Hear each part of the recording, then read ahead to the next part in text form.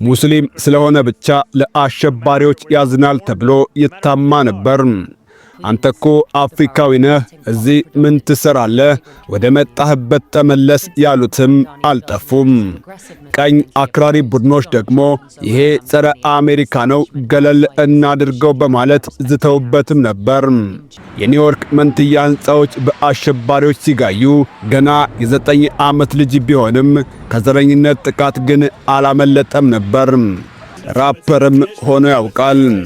ዛቻና ጥላቻ ቢሮ ድረስ በየቀኑ የሚጎርፍለትም እርሱ ነው። ማንም ሊሞክረው የማያስበውን የሞከረም፣ ከሱ በፊት የትኛውም ሙስሊም ሊያሳካው ያልቻለውን ስልጣን ያሳካም የመጀመሪያው ስደተኛ ሙስሊም ነው።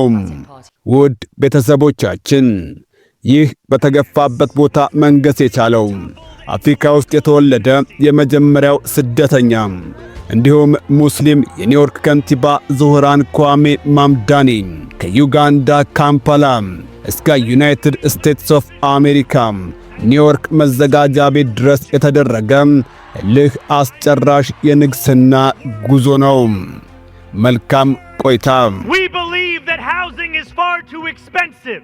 We're going to build hundreds of thousands of affordable homes. ታዋቂው የአፍሪካ ፖለቲካ ምሁር የሆኑት አባቱ መሐመድ ማምዳኒና በሞንሱን ዌዲንግና በስላም ቦምቤ ፊልሞቿ የምትታወቀው ህንዳዊ አሜሪካዊ ፊልም ሰሪዋ እናቱ ሚራ ናይር በኦክቶበር 18 1991 በዩጋንዳ ካምፓላ ውስጥ ማምዳኒን ሲወልዱት አንድ ቀን አሜሪካ የዘለቀ ፖለቲከኛ ይሆናል ብለው ስለማሰባቸው ያጠራጥራል።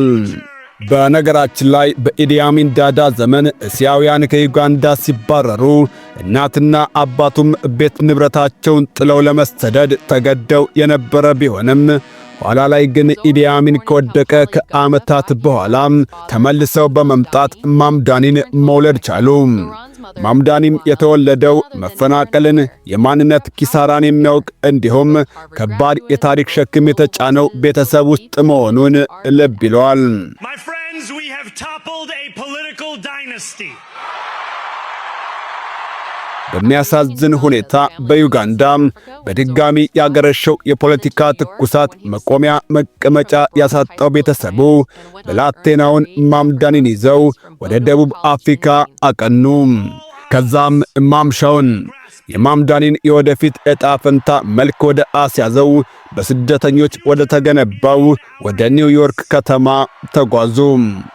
ያኔ ማምዳኒ ገና 7 ዓመቱ ነበር። በማንሃተንና በኩዊንስ ያደገው ማምዳኒ ልጅነቱንና ወጣትነቱን ያሳለፈው በስደተኞች ተከቦ የጎዳና ላይ ትኩስ ምግቦችን መዓዛ እየማገም ኒውዮርክን ኒውዮርክ ያሰኟትን የባህል ልዩነቶችን እያስታመመ ነበር። ነገር ግን ከመስከረም 11 የአሸባሪዎቹ ጥቃት በኋላ ሙስሊም ሆኖ ቡኒ የቆዳ ቀለም ይዞ ለተወለደ እንደ ማምዳኒ ላለ ልጅ በጊዜው አሜሪካ ቀላል አልነበረችም። የኒውዮርክ መንትያ የንግድ ማዕከሎች በአውሮፕላኖች ተደርምሰው ወደ አመድነት ሲቀየሩ ዕድሜው ገና 9 ነበር። ማምዳኒ ያንን ሲያስታውስ ከዚያ ጥቃት በኋላ በኒውዮርክ ከተማ ውስጥ ያለው አየር ለሙስሊም ሕፃናት ተቀየረ ይላል።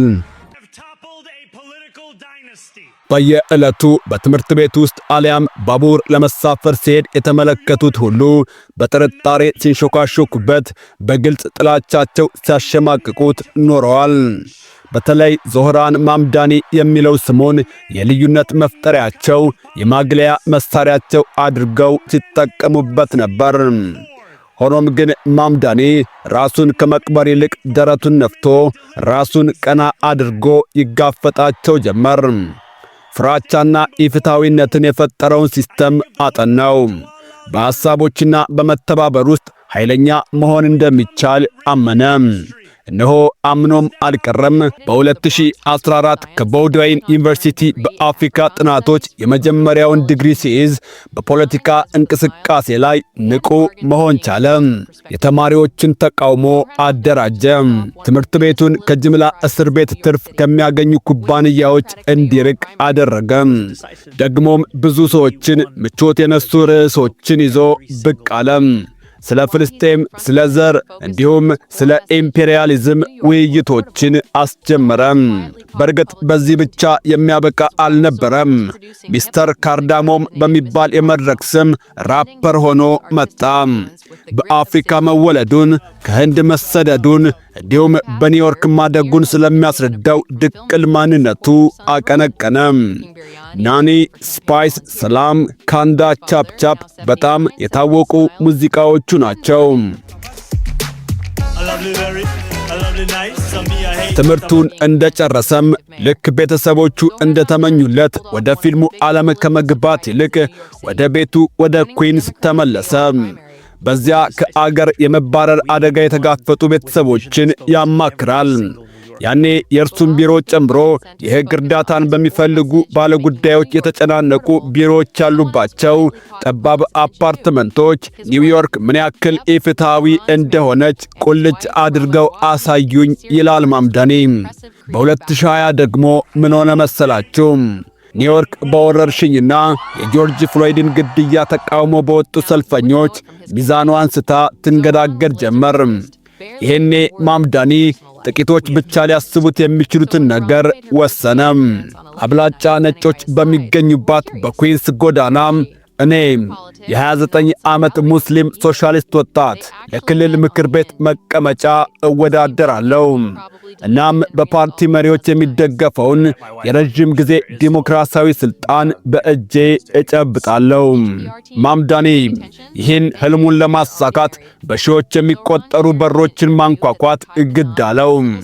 ብዙዎቹ በቅጡ ሳያናግሩት በላዩ ላይ ዘጉበት። ሌሎቹ ደግሞ በጥርጣሬ ይመለከቱት ነበር። አንዳንዶቹ መጤ ሲሉት፣ ሌሎቹ ደግሞ አክራሪነትን ወደ ሰፈራችን አምጥተሃል ሲሉ ከሰሱት። ብዙዎቹ ግን የተመለከቱት የተለየ ነገር ነበር። ስለ ቤት ክራይ፣ ስለ መጓጓዣ እንዲሁም በሚገባ ስለ መኖር በግልጽ የሚናገር ወጣትን ተመለከቱ።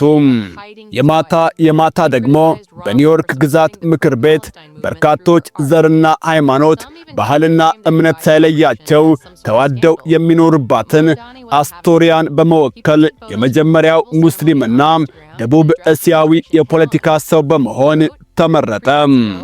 ማምዳኒ አሸነፈ። በምክር ቤቱ ስለ ነፃ የአውቶቡስ አገልግሎት፣ ስለ ተከራዮች መብት፣ ፖሊስን ስለማዋቀር እንደርሱ ሽንጡን ገትሮ የተከራከረ አልነበረም። ኃይለኛ የህብረት ሥራ ማኅበራትና የሪል ስቴት ከበርቴዎች ገፍትረው ሊጥሉት ቢሞክሩም እንኳን ማምዳኒ ሸብረክ የሚል ሆኖ አልተገኘም። ታዲያ ለማምዳኒ እምነት ማለት ግላዊም ፖለቲካዊም ነበር። በኩዊንስ በሚገኝ አነስተኛ መስጊድ ይሰግዳል።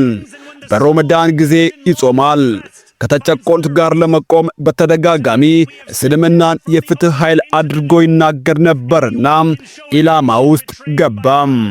ቀኝ አክራሪዎች ጸረ አሜሪካዊ የሚል ታርጋ ለጠፉበት። በምክር ቤት አባልነት ቆይታው ቢሮው ውስጥ ከማይታወቁ ሰዎች የተላኩ የጥላቻ ደብዳቤዎች ይደርሱት ነበር። በማህበራዊ ሚዲያ ደግሞ የአሸባሪዎች አዛኝ ተብሎ ተሰየመ። እንደውም በአንድ ወቅት ሞቅ ያለ ክርክር በነበረበት የምክር ቤቱ ውይይት ጊዜ አንድ ተቃራኒ የፖለቲካ አቋም ያለው ሰው ወደ አፍሪካ ተመለስ ሁሉ ብሎት ነበር። ማምዳኒ ግን ማንነቱን መደበቅ አልፈለገም። እኔ ከኩዊንስ ነኝ፣ ያለሁት ቤቴ ነው በማለት ምላሹ ሰጠ። በኋለኛ ዘመኑ ማምዳኒ ሲናገር እነዚህ ውጣ ውረዶች አንድ ነገር አስተማሩኝ ይላል። መታየትህን ከጠሉት ድምፅህን ከፍ አድርግባቸው። ጉዞ ወደ ኒውዮርክ ከንቲባነት። በ2024 መጨረሻ አካባቢ የኒውዮርክ ፖለቲካ አብዛኞችን የሚያበሳጭና ተስፋ የሚያስቆርጥ ሆኖ ነበር።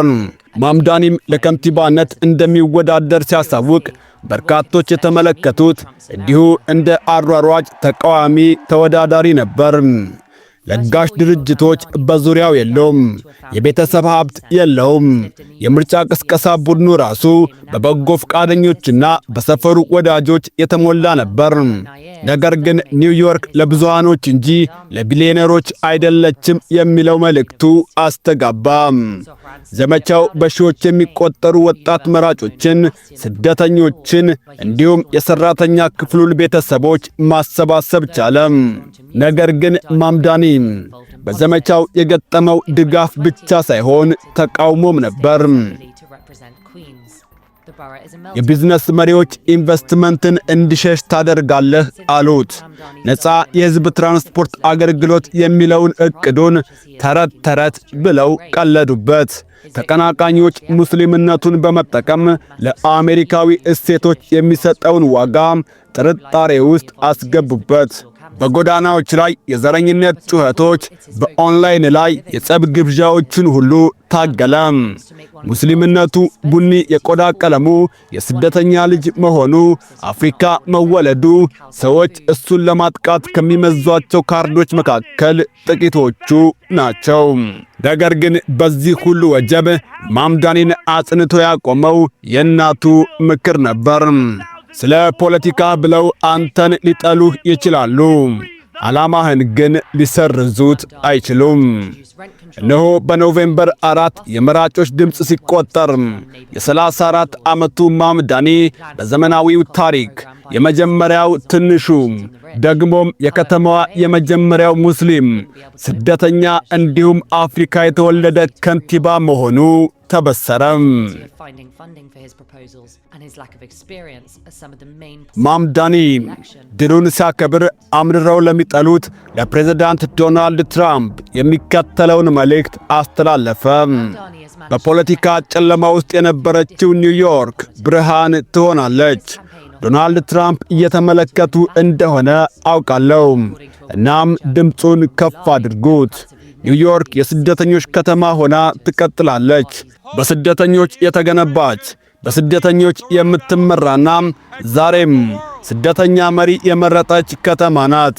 ክፍፍልና ጥላቻን የሚነግዱ ሰዎች በዚህ የፖለቲካ ጨለማ ወቅት እርስ በርስ እንድንፋለም እንዲያደርጉን አንፈቅድም። የስደተኛም የየትኛውም ማኅበረሰብ አባልም ዶናልድ ትራምፕ ከፌዴራል ሥራቸው የሚያባርሯቸው ብዙ ጥቁር ሴቶችና የዕለት ተዕለት ኑሮ ውድነት የከበዳት እናት ትግል የእኛም ትግል ነው። ውድ ቤተሰቦቻችን፣ ይህ በተገፋበት ቦታ መንገስ የቻለው አፍሪካ ውስጥ የተወለደ የመጀመሪያው ስደተኛ እንዲሁም ሙስሊም የኒውዮርክ ከንቲባ ዞህራን ክዋሜ ማምዳኒ ከዩጋንዳ ካምፓላ እስከ ዩናይትድ ስቴትስ ኦፍ አሜሪካ ኒውዮርክ መዘጋጃ ቤት ድረስ የተደረገ እልህ አስጨራሽ የንግስና ጉዞ ታሪክ ነበር። ቸር ያሰማን፣ ቸር እንቆይ።